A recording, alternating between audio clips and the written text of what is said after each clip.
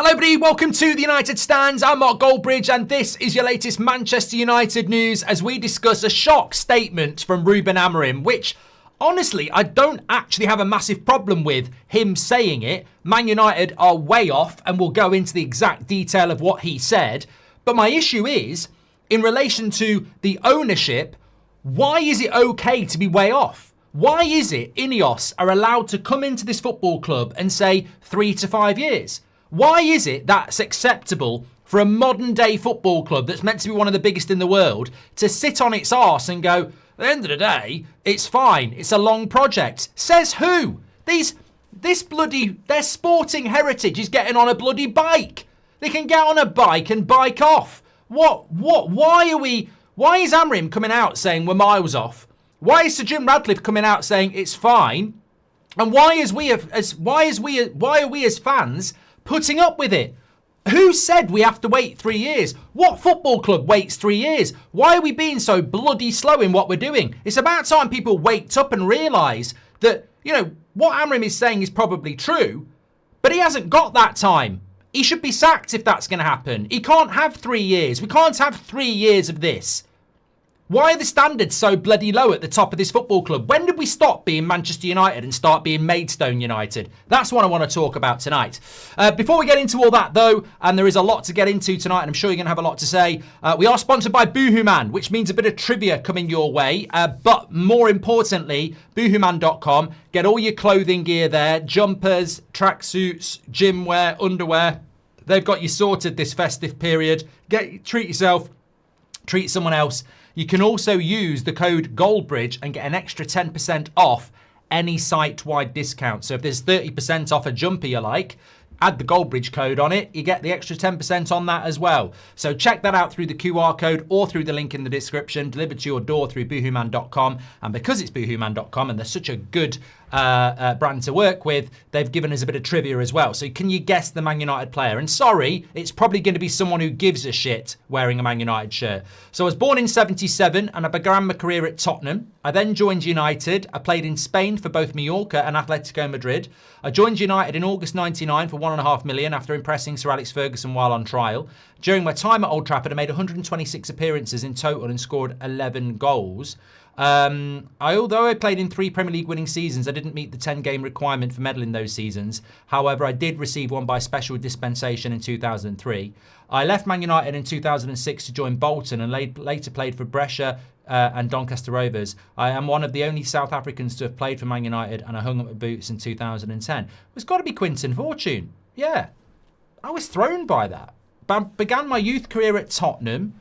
I tell you what, if you got that one before that last clue, well done. Well done. That was a good question. Big thank you to Boohooman. Links in the description. Scan the QR code. 10% off as well with the code Goldbridge. That actually was a good one. But it's not calmed me down. It's not calmed me down at all. Okay, this is what Ruben Amorim had to say. He said that when asked about no intensity, he said, we talk about this a lot of times and I know which point we're in at the moment. I have the feeling during this run, I will always talk about that. We are not there. We're not even near the point we should be to fight for the best positions in the league. We have a lot to do and we need to be perfect to win games and we were not perfect today. So Ruben Amorim basically coming out and saying that Man United are miles off the best positions in the league. So that's the top 4, isn't it? So we're miles off. A year into his journey, we're miles off. And I'm getting the word Emery. I'm getting the word Emery. How can Emery go into Aston Villa after the debacle that was Steven Gerrard, get them winning straight away and continue to build? I know United is a difficult job, but we don't need to be perfect to beat Everton. We just need to turn up, and we're not turning up. So my question to you tonight is, and I'll answer it as well, how is Ruben Amorim sat there saying we're miles off a year in? And I think he's telling the truth, by the way. How is that acceptable from our board? Because this, to me, projects a massive issue in this football club, that they're selling us short. I listened to Sir Jim Radcliffe and his total lack of awareness when it comes to what Manchester United actually is. And he's talking about 3 years. And what they seem to have done, and you've got to applaud it if you're not a Man United fan, What INEOS and the Glazers seem to have done is repackaged a turd and sold it as chocolate mousse. And people are consuming it. And that sounds disgusting because it is. This is not good. In fact, you could argue under the Glazers, at least we used to try to be good within a season. They're now selling, oh, we're 3 years off. We're 3 years off. And our manager is now coming out going, we're miles off. And I've never heard such nonsense in all my life. I've never seen this in my life. I have never seen a club be 3 years off top four or competing. Only if you're going to do it the slow way. Only if you're going to do it the safe way. Only if you're going to do it the cutting costs way. What we've basically become is an asset stripped club that they're slowly going to build as the money is available. This is a bloody football institution. It's not your local coffee shop. We are being run like a business that needs to self-fund itself. And if we get there in 10 years, we get there in 10 years. And I thank Amorim for being honest. But I posed the question, since when did it become okay to lose to 10 men Everton at home? Because that's what we're at. I spoke to someone this afternoon and they said, you do realise there is zero chance that Amorim's going to get sacked and there is zero chance that's going to happen anytime soon. Because you are now a football club that will take those losses on board, ignore the fans and just carry on because they've got you by the balls and they don't care about that. That doesn't register. When did Man United become a football club that it's okay to lose games like last night? That it's okay not to turn up? And that's the issue, isn't it? Our manager can lose games and come out and say we're nowhere near. Our captain can come out and say I'm a great midfielder. Our owner can say we're years off and there's nothing we can do about it. Nothing we can do about it because nothing will get done about it. We're basically a football club that is beholden to this absolute shite and no one will do anything about it. That's what Man United have become. It's unacceptable what happened last night and yet our owners are just sat there going, give it time, give it time. And it's scary because I look at Liverpool, they won't put up with it. I look at Arsenal, they won't put up with it. I look at Man City now, they won't put up with it. There are football clubs out there that run themselves like football clubs, and when they have a bad football result, they ask questions of the players and the manager and warn them. At United, we've got owners that go, don't worry about it, Ruben. Don't worry about it. Don't you worry about it. It's fine. Don't worry about it, Bruno. Don't you worry about it. That's what we've got.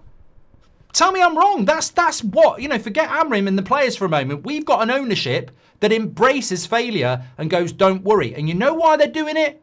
Because they cannot afford to sack Amorim. They are absolutely balls deep on this Amorim appointment because if they sack him, they've done it twice in a record time. They gave Ten Hag 300 million and they sacked him in 3 months. And if they sack Amorim any time in the next 18 months, they've given him 300 million and they've sacked him.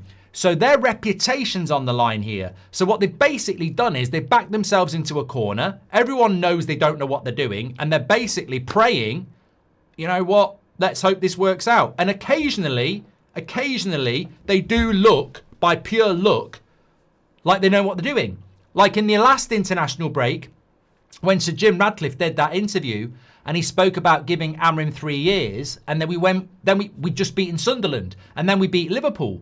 And some morons were going, yeah, well, Sir Jim knows what he's on about. Nah, it was just pure luck. Pure luck. You could do that interview tonight and he'd still say 3 years.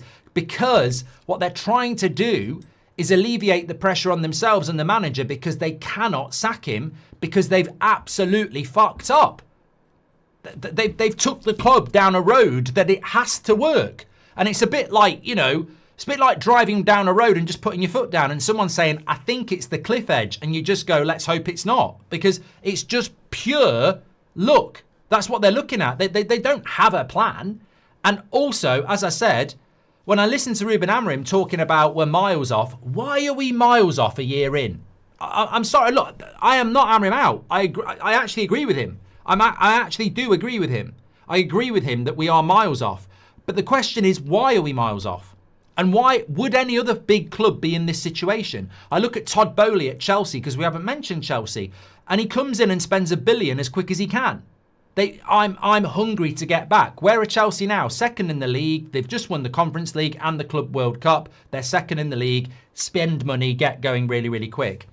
Manchester City obviously spent a lot of money really, really quickly. Arsenal have spent a lot of money and progressed. People say, well, Arsenal haven't won anything. They've been to a Champions League semi-final and they've finished second 3 times in a row. The only 2 in the position we're going to finish is 12th. We're not Arsenal. And so Jim Radcliffe likes to pretend we are Arsenal, and he likes to go, well, look at Arsenal, look at what Arsenal have done. They've stuck with their guy. No, we're not Arsenal, right? We're not Arsenal. I could see what Arteta was doing from month 1. I can't see what we're doing. We're not Arsenal, and I'm not swallowing that crap. And also, Arsenal's progression has been gradual. You can see what it is they're trying to do. I can't see what we're going to do. I don't think Arsenal would have neglected their midfield. All I see what Man United are doing is trying to buy time from you and I and go, give us time, give us time, give us time. But there's no urgency to what they're doing. If they were a football club, we wouldn't have gone into this season without a midfielder. We nearly went into this season without a goalkeeper as well. Let's not forget, Lemens was signed on the final day. So I agree with Amorim. I think we are miles off. I think we're not prepared. I think he's telling the truth. I think he's got a very, very difficult job. And I think the guy after him's got a very difficult job. He's absolutely right. We are miles off. No issue with that at all. The question is, why are we miles off? And whose watch is that on? And it's very, very clear why we're miles off. We're miles off because we've got people in charge who aren't fit for purpose and are selling a story of longevity and long-termism without doing anything in the short term. And also, they've created a banter club where it's okay to lose. There is no accountability. Absolutely none. Amorim, no pressure. Players, no pressure. They'll turn up to work tomorrow. They'll have a little bloody cuddle and it'll be we go again. That's not the way a big football club works. I remember Sir Alex Ferguson's the greatest thing to happen to Manchester United in the Premier League era. When we lost to Southampton in them grey kits, it was a crisis. It was a bloody crisis. We were the best team in the world. Well, we were the best team in England. And when we lost, it was a crisis. We're now absolutely shit. And when we lose, it's not a crisis. How does that work then? We used to consistently win titles. And when we lost one game, it was a crisis. Now, we're absolutely shite. And when we lose a game, it's fine. I mean, that's it. Hang it in the Louvre. That's the problem with Man United, isn't it? We used to have standards where we were the best. And if we lost, it was unacceptable.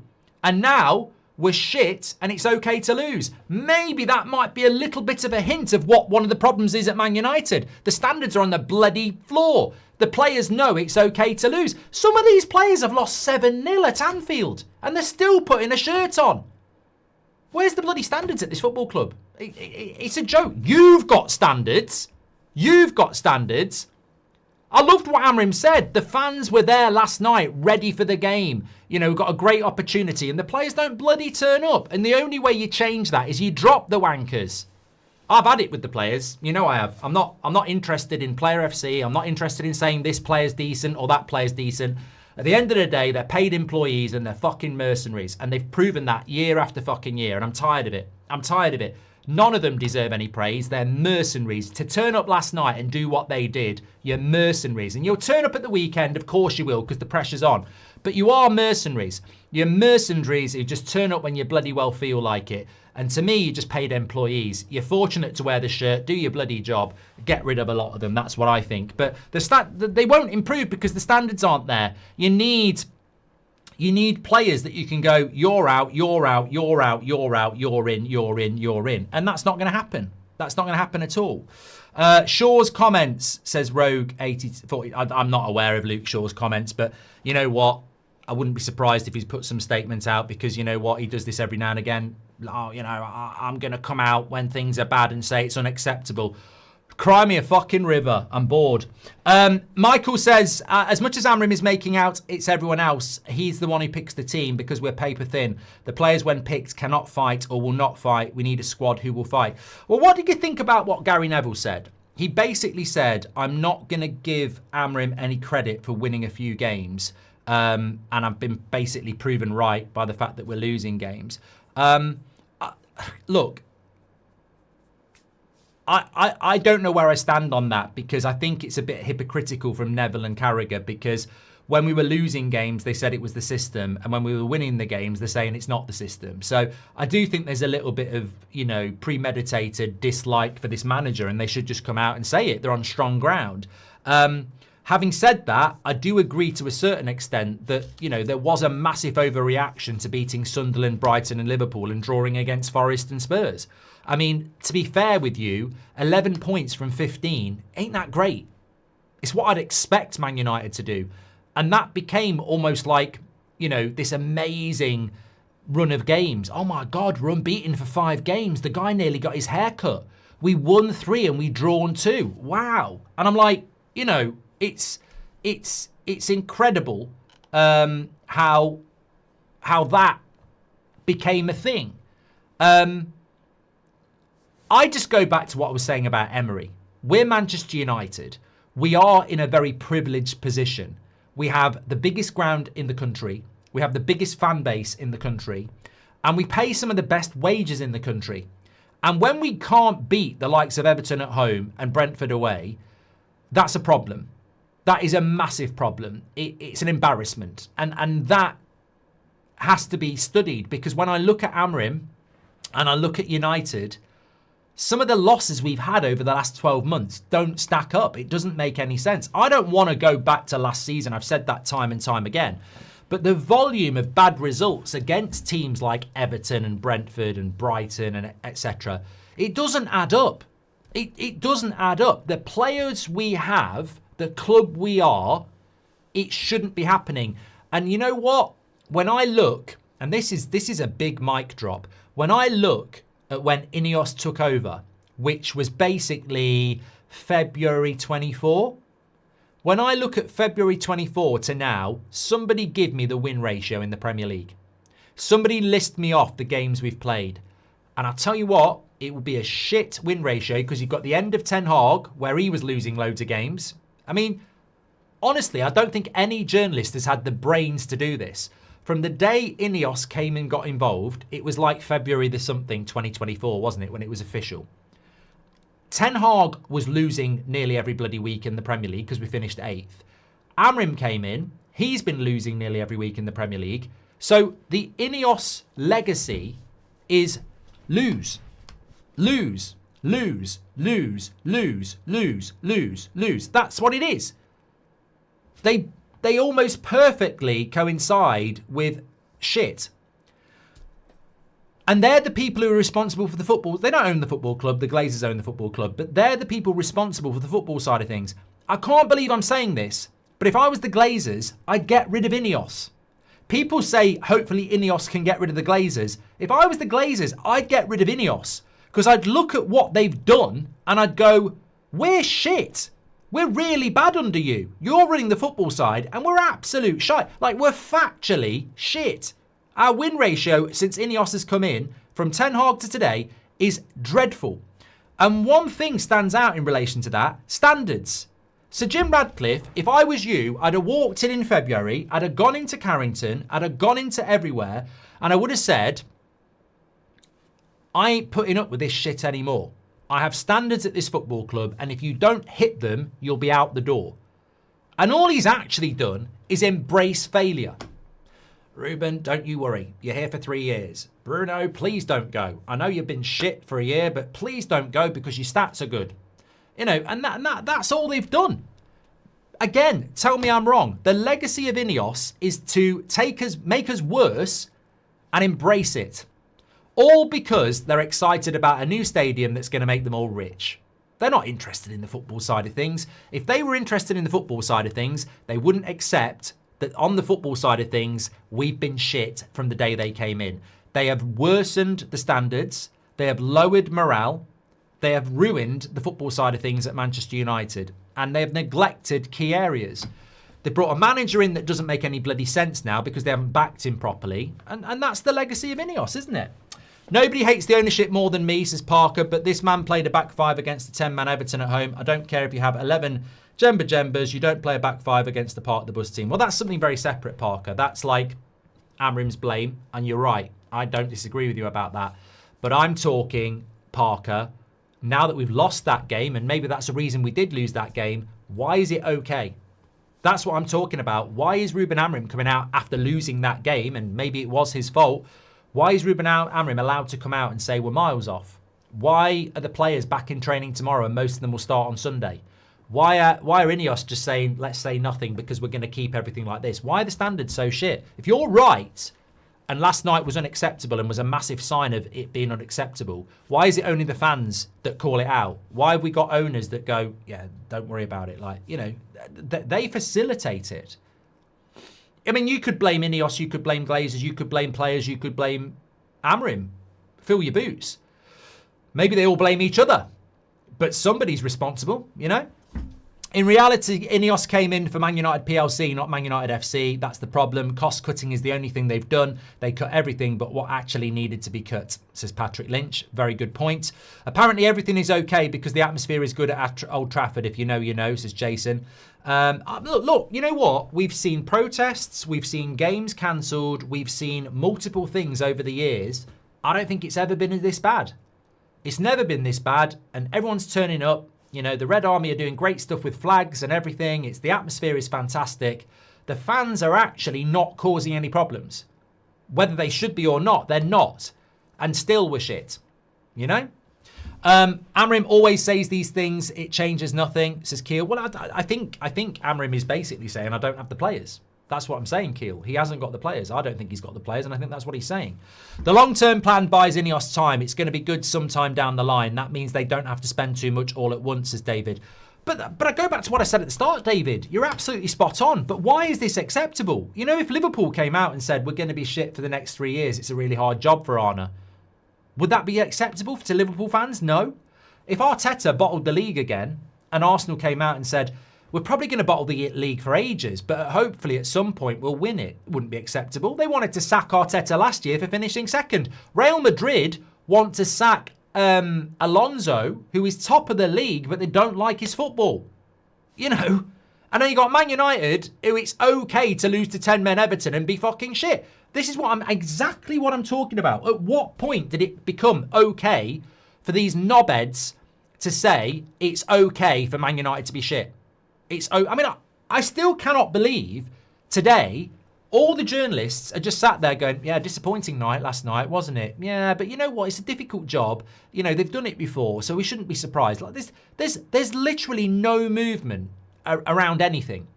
There's not even a movement around Amorim out, and I don't want there to be in the press, but there isn't. There's no analysis of the players. Nobody's saying anything about Bruno Fernandes or Luke Shaw or anything like that. None of that. Nobody's talking about the ownership. It's scary how acceptable that was last night. Like, you know, and that makes it worse.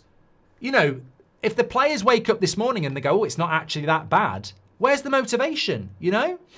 Ryan, thank you for being a member for 34 months.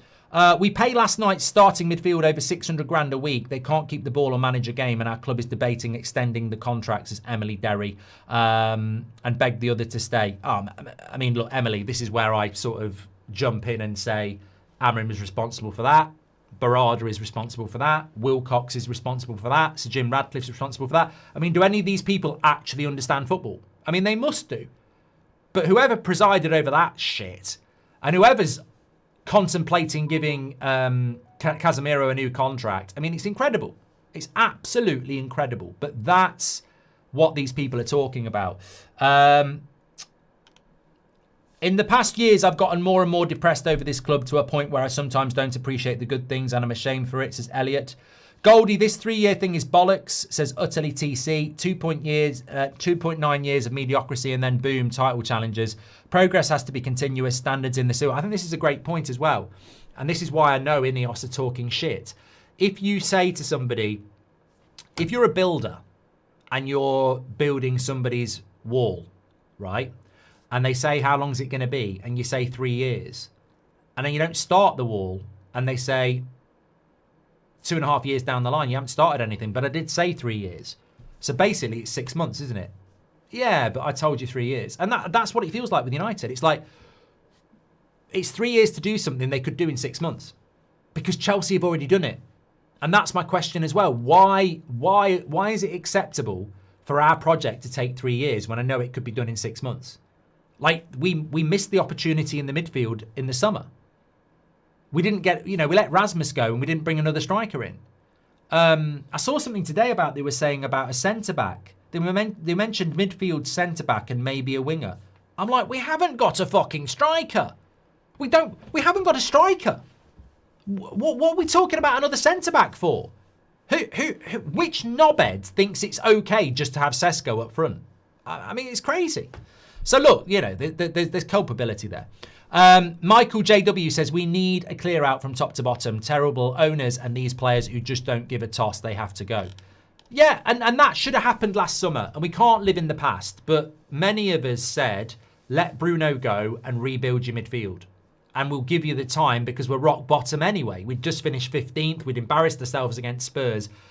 Again, this is where you need football people in charge who know the football club and know the fan base. Because when you lose to Spurs like that in the Europa League final and you finish 15th, you're rock bottom. You're absolutely rock bottom. It can't get any worse. So if you're sticking with the manager at rock bottom, you really are at rock bottom. So that's the point where you go, right, now is the time to clear. Now is the time to build, because we'll actually get patience from the fan base if we go and do that. And what United decided to do is actually, we've just finished 15th and we've blown the Europa League, but we're going to stick with the players that did it. Am I wrong? That's literally what we did. Our leadership team, we're all here for that. Delot, Casemiro, Bruno, Maguire, Heaton, Shaw. They're all there from last year and they're all here now. So we hit rock bottom and they didn't do anything about it. Amorim is the type of coach that will do what he wants, but he's definitely being held back at the moment for etc. Signing players, sacking players. Look, Chris, I'll be honest with you. Amorim ain't going to survive. He's not going to survive, is he? You can be Amorim in, Amorim out. It doesn't really matter. He won't survive. We know he won't survive because the results are not going to go to a level that they need to be with those players. They're just not capable about it. Every time we think they're going to go on a run, they don't do it. And we've got to stop doing it ourselves. We've got to stop looking at the next 10 games and go, ooh, 22 points at least. They can't do it. They actually are what they are. They can't do it. So it's inevitable the way things are going that Amorim will get the sack at some point because how long can you survive with a win ratio below 40%? And I do like to erase last season. I do. But this season, what's his win ratio this season? Somebody said this to me this morning. They're absolutely spot on. They said, you want to ignore last season and you can't. But if you want to ignore last season, okay, go and do it. But his win ratio this season is still below 50%. It's about 45% because he's won 5 out of 12. So what's that? What's 5 out of 12? I don't know, 45%, is it? Something like that? 6 wins would be 50%, and he hasn't got 6 wins, he's got 5. So, his win ratio, even for this season, and let's not forget, the only other game we played this season was Grimsby, so it's even lower if you want to bring Grimsby into it. So, you know what? The win ratio, here we go, Milas says, the win ratio since INEOS were made official is 37%. And that's in all games. So that includes Ten Hag's cup run to the final. It includes Amorim's cup run to the final. So there you go. There's your headline for The Athletic. INEOS, and I don't know whether you're allowed to write about them or not. You're probably not. You don't seem to write about them very often. But there's your headlines, everybody. Since INEOS officially got involved with Man United, our win ratio is 37%. Maybe you want to talk about that because they're in charge of the football side of things. Shows importance of Cunha and Sesko. Take Mbeumo off yesterday. It's the same outfield as last season, which wasn't good, says Hookham. No proof that this long-term plan would be any better, says Siraj. Small, short-term improvements equals long-term grown. Seen no change. Any long-term talk is brainwashing. Exactly. I just think in professional sport, you can't go long-term. You've got to go short-term as well. You can have a long-term plan, but you've got to focus on today, not tomorrow. And they're not. They're not, and I don't know why people wanted this, and I don't know why it's happened, and I don't know why it's acceptable, but it's totally and utterly true that the INEOS Glazer plan is to slowly build Man United back over a long period of time, which means we're going to get more games like last night, and also, as part of that slow build, they're basically saying to the players, the manager and the fans is that we accept results like last night. We accept results like last night because it takes a while. And my repeat point on that is Aston Villa brought Emery in, and from day one he started winning. And he's took them into the Champions League. And they're in Champions League positions now. So if Unai Emery can go into Aston Villa with the resources they've got and start winning straight away, why are Man United going to take 3 years to start winning? Because I'm not even talking about the Premier League here. I'm not talking about top 4. We can't even win consistently. So why is that okay? Forget the title, forget the Champions League, forget top 4. Why is it a year down the line, 18 months down the line, under this INEOS bullshit, it's okay to lose. It's okay to drop points because we're trying to build something for the future. And what club in Premier League history needs a year, 2 years, 3 years to start winning games? We're not asking for top 4. I'm just saying, can we start winning games? Can we stop fucking up? No, they can't. They can't bring that in, can they? Because they're kicking the ball down the road. Shahin says, if I was Amorim, I'd go all in and line up with youth. What do you have to lose? At least try to build something and make a statement about the club. But he won't, will he? I'm conflicted. I'm starting to be Amorim out, but not because of yesterday's result. But I think it's sackable to want to extend the contracts of these mercenaries, says Tyler. This is not hate comment, but I'm saying this from the last 2 years. The day Bruno leaves, you will see a different Man United. Worst mentality captain in the Premier League, says Roosh. The defeat was mainly on Amorim, says Jem. With an extra man, most coaches will make tactical changes, even without making subs. Look, I think in relation to Everton, you're absolutely right. But I'm talking far bigger here. I'm talking about why is that acceptable last night? Why is there no standards? Why is it going to take years to build a club when people can do it in weeks? I mean, look at Sean Dyche at Nottingham Forest. No pre-season, no transfer window. He's got them working already, you know. And I don't want to play like Dyche. I don't necessarily mind the way Emery plays, but, you know, it's not just simpleton football that works quickly. Like Emery's football's good. Got it working straight away. Well, you know what that says to me? It says to me that when Emery went to Villa and when Dyche went to Forest and when Moyes went to Everton, there were players that were willing to work.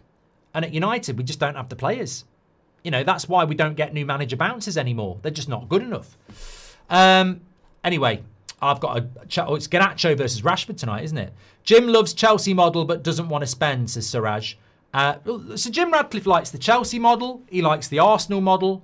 And he thinks he's following that model. But what we've done is sack half the workforce and refuse to actually sign players that we need to sign. And refuse to get rid of players that are the problem. And when you look at Arsenal and Chelsea, they go and buy the players they need to buy. And they get rid of the players they don't want. And we're not buying the players we need to buy. And we're not getting rid of the players that we don't want to. Do you think we had, Mike says, do you think if we had a past great United captain like Roy Keane on the pitch in last night's game, that the game outcome would have been different? Players react to a true leader and Bruno isn't one. You know what, Mike? I wouldn't be so headline as saying if you put Roy Keane into that team, we'd have been fine, because we would have been fine. He would have demanded better. He would have got hold of the game.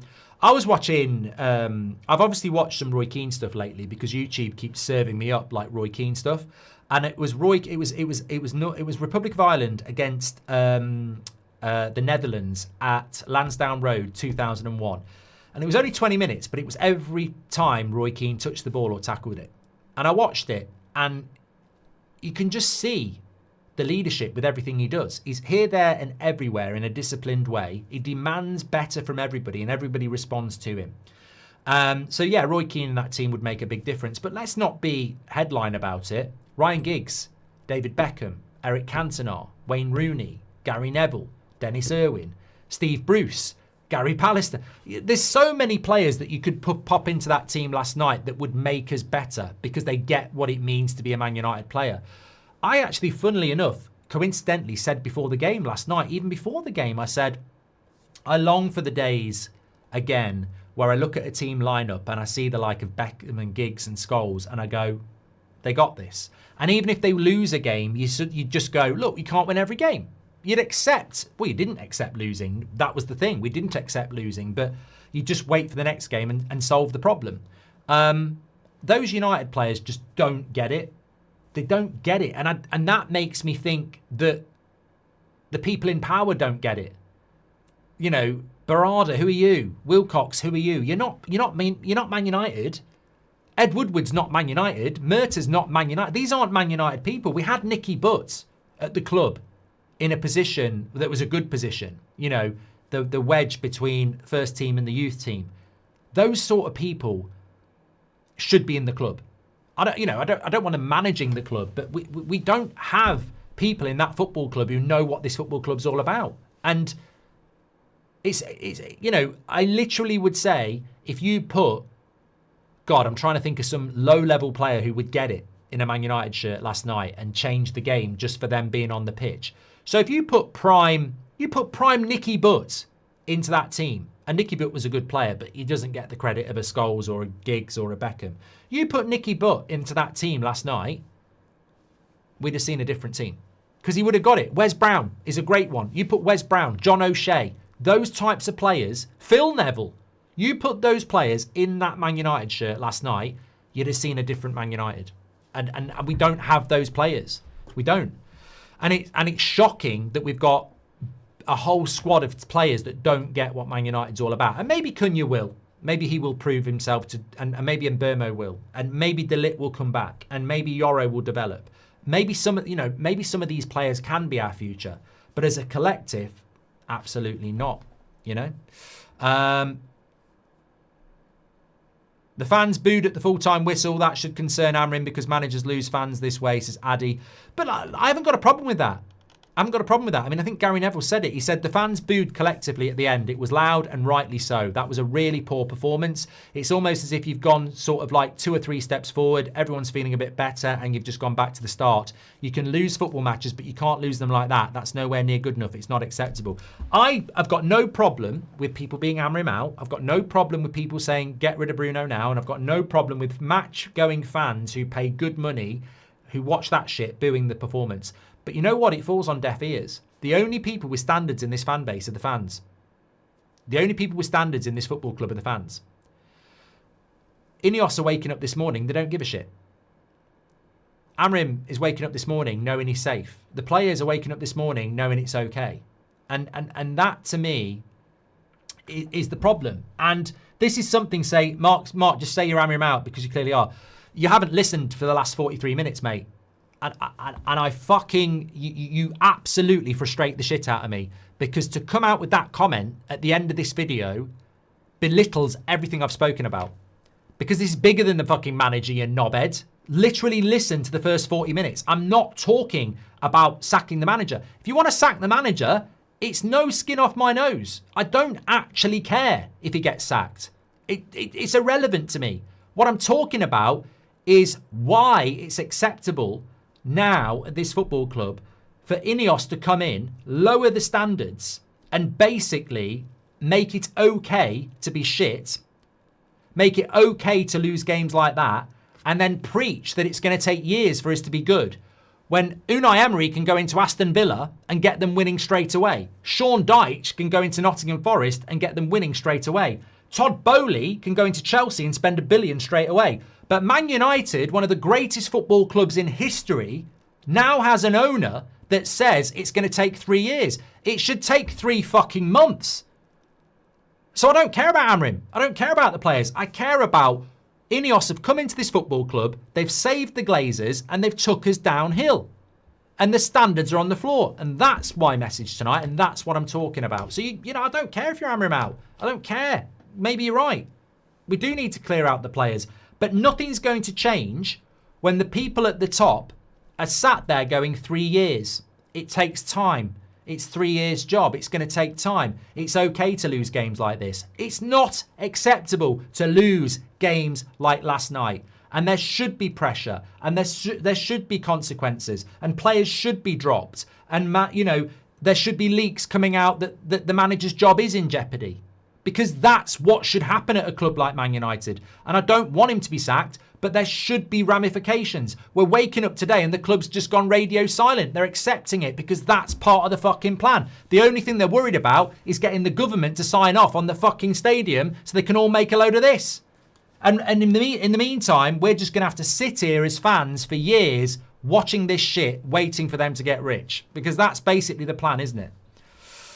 That is basically the plan. Hope you're well, Mark and United Stans, says Daniel Thompson. Thank you for the great shows, as always, especially today. All 3 shows very well. Why? That's why it's the best community. Well, it's because of you. It's the best community, Daniel Thompson and everybody else. Hi, Mark. My jumper came today. I love it, says Ewan. Thank you very much. Christmas jumpers. I think there are some left. You want to get them. Man says, I'm waiting for someone to slap Bruno. Oh, in relation to players. Yeah. It's like INEOS looked at Arsenal and only learned half the lesson. There was long-term growth, yes, but there was always also expertise, experience, and well-considered, consistent investment. Well, you know what, Emily? You can see today, we've appointed another scout or recruitment person, right? Like, there's 15-year-olds playing Football Manager that could tell Sir Jim Radcliffe for free you need to sign 2 midfielders and a backup striker. And we're, you know, Ornstein's announcing another head of recruitment that's coming in. And I'm sort of like, I don't need another head of recruitment or another head scout. Just buy a fucking midfielder, you know? Anyway, I need to calm down. I'm going to make myself ill. I'm still going to be live. I'm watching Garnacho against Rashford. You can guarantee they'll both have a worldie. Probably both get a hat-trick just to, you know, rub salt in the wounds. But I'm over into That's Football in about 5 minutes. So get over there. Thanks everyone tonight. I'm back with you tomorrow morning at 10 as well. Great show tonight. I look forward to reading your comments because I think we spent a lot of time talking about something that's really important, I think. But legends, thank you everybody for tuning in as always. And I will speak to you over on That's Football if you're joining me in about 5 minutes. Take care. Thanks for watching. Oh, God. This club, mate. This bloody club.